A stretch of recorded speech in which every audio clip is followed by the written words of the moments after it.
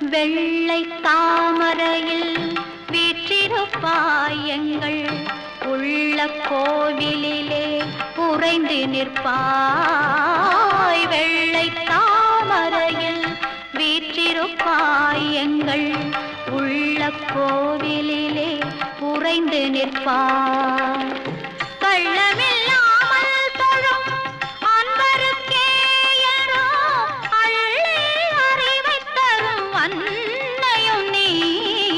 வாணி சரஸ்வதி மாதவி பாரதி வாகதீஸ்வரி மாலினி. காணும் பொருளில் தோன்றும் கலைமணி வேண்டும் வரம் தரும் வேணி.